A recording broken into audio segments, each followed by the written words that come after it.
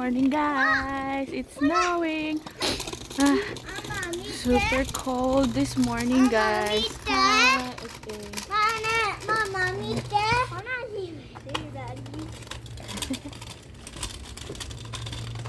Super cold this morning guys. Tapos merong konting snow. Dala siguro ng hangin.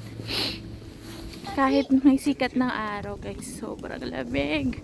Tingnan nyo naman yung mga damit namin. At yan, hindi na naman ako makapagsalita ng maayos. Kasi nga nilalamig ako. Yung bunganga ko guys. Naninigas na naman sa lamig. Hindi ko alam kung kita nyo guys, pero umuusok po yung bunganga ko habang nagsasalita. But anyway, this morning we're going to Himeji kasi na-approve na daw yung visa natin guys. Thank you Lord. Pero tingnan natin. Hindi ko alam kung ilang taon or like how long can I stay here in Japan ulit. So, i-update namin kayo mamaya pagdating namin sa Himeji. So yun guys, naglalakad kami papuntang train station at dinala nga namin itong scooter ni Michi para hindi siya maboard sa kakalakad at para hindi rin siya magpabuhat. Pero nako guys, sobrang dramatic talaga itong anak ko at may pa-demonstration pa. Kuha!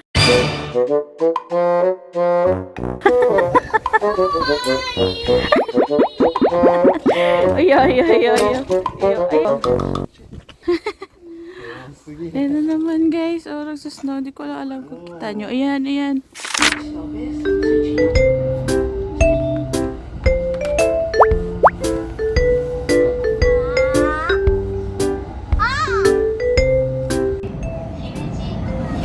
So yun guys, nag-transfer na kami ng another train papunta sa Himeji. So siguro mga 30 minutes pa or 20 minutes siguro.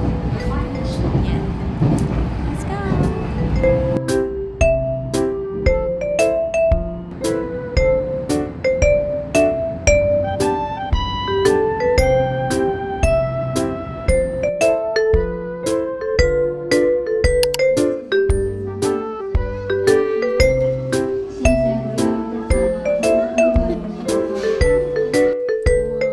How about 8?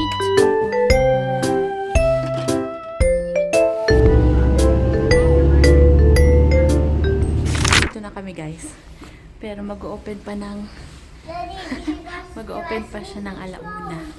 So, wait lang muna kami dito. Grabe, sobrang lamig sa labas. Mommy, Yeah. Mommy, we could 1, 2, Nahiya na siya magsalita. Update namin kayo mamaya guys after. At dahil nga 1 PM pa sila magbubukas ulit after ng break time ay nag-wait muna kami ng mga 10 minutes dahil dumating kami dito ng mga 12:50 in the noon time. Hello guys! Konnichiwa! So, yeah, dito kami ngayon sa park, dito sa Iyon. Dito rin kami pumunta last year, December. Ayan sila daddy. Pinalaro muna namin dito si Michi ng short time lang guys kasi sobrang lamig. Ayan. pati yung matanda na guys, about sa visa ko. So 3 times na po akong nag-apply ngayon kasi nung first time 1 year yung binigay sa akin, tapos second time 1 year din yung binigay sa akin, tapos ngayon third time guys 1 year din yung binigay sa akin. So yun, sabi daw dun last time sa Kobe, sabi ng staff daw, ganun po daw talaga. Hanggang 3 times daw yung 1 year, and then 4 times, 5 times, ganun. Parang medyo hahabaan na nila. Depende rin siguro guys sa situation. I don't know a lot about it guys, pero talking lang sa experience ko kasi spouse visa ako. And then, yan, medyo na kinabahan nga kami kasi yung situation namin guys, kasi walang stable job yung asawa ko dito sa Japan. So yun, pero thank God kasi na-approve po yung visa and binigyan kami ng 1 year. Kasi yung pinaka shortest ata is yung 6 months, parang ganun. So yeah, actually yung binayaran namin guys is nasa 6,000 yen pa. Kasi last December 2025 kami nag-apply. Hindi ko lang sure this year kasi 'di ba nagkakaroon na ng changes dito sa Japan. Parang yung iba ata nasa 40,000 yen.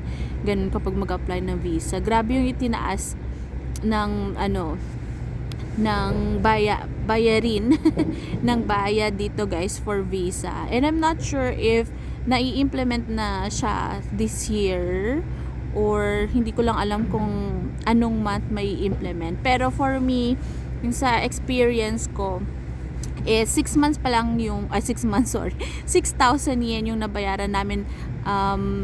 Kahapon pumunta kami ng Japan Post. So, yun guys. Thank you Lord at makakapag-stay pa rin tayo ng 1 year dito sa Japan. Good morning guys! So today is January 22 in the morning. So nakapunta na si Kuya Michi sa school.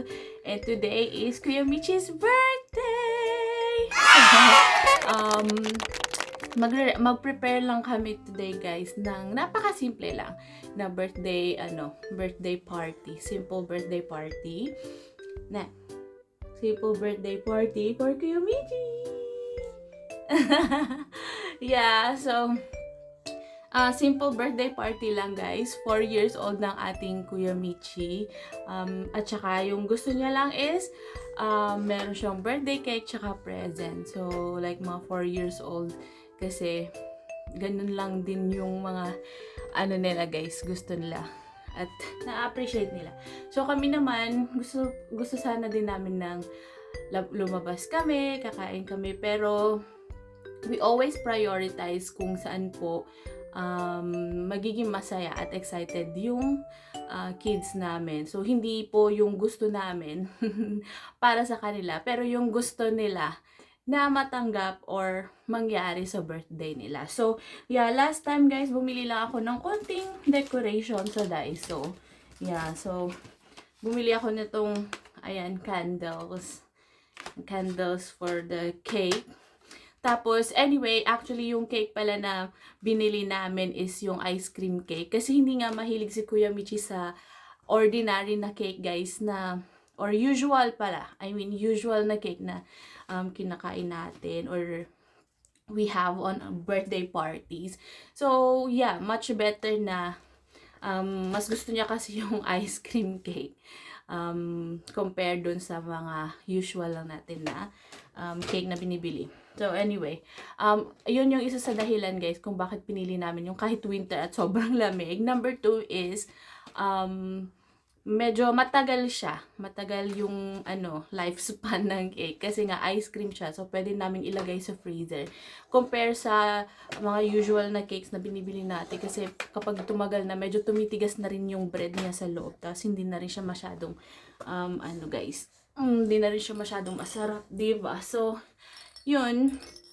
So, bumili kami sa Baskin Robbins. Nagpa-reserve kami at mamaya kukunin na ni Daddy sa mall. Ayan, bumili din ako nito. Natin yung light. Ayan! Perfect. And then, ito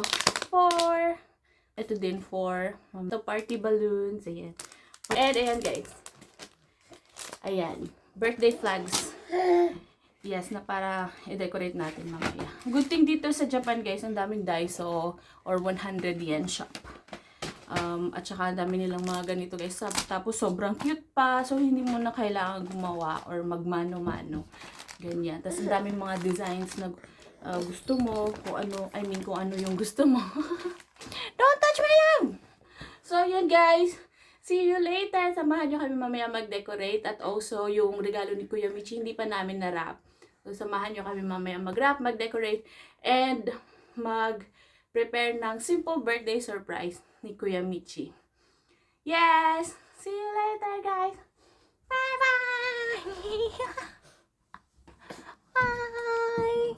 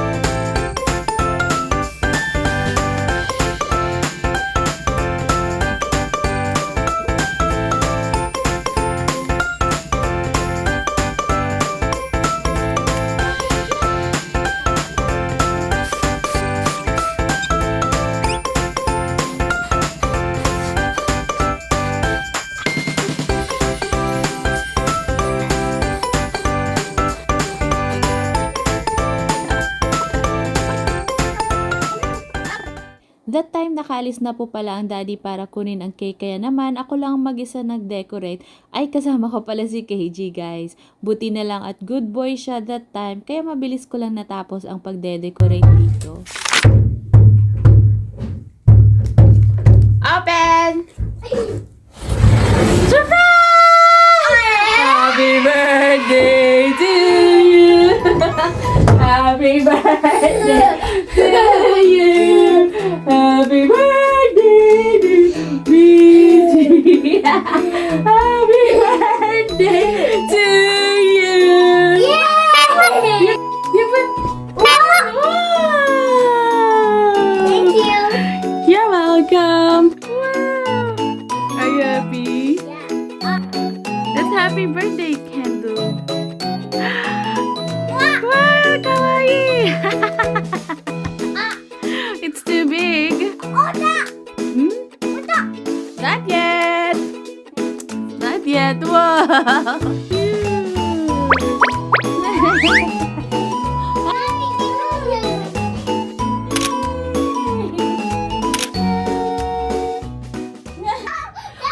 Happy birthday to you.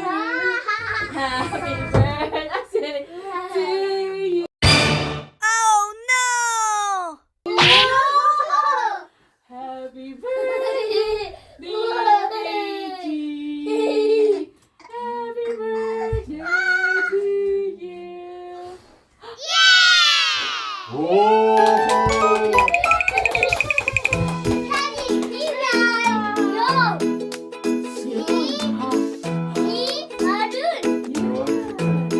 are you? Birthday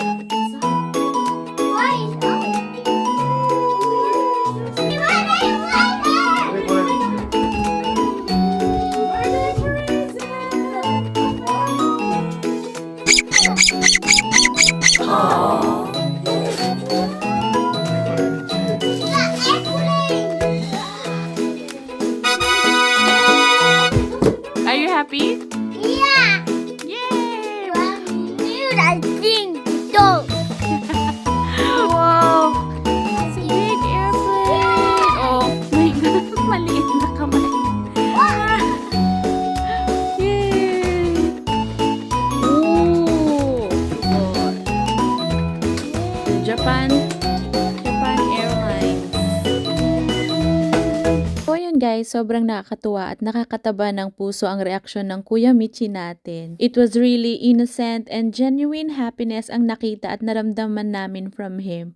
I praise God on how he was being appreciative kahit sa mga maliliit lang na mga bagay. Seeing him growing up, nakita ko kung gaano siya kabait, sweet at obedient na bata.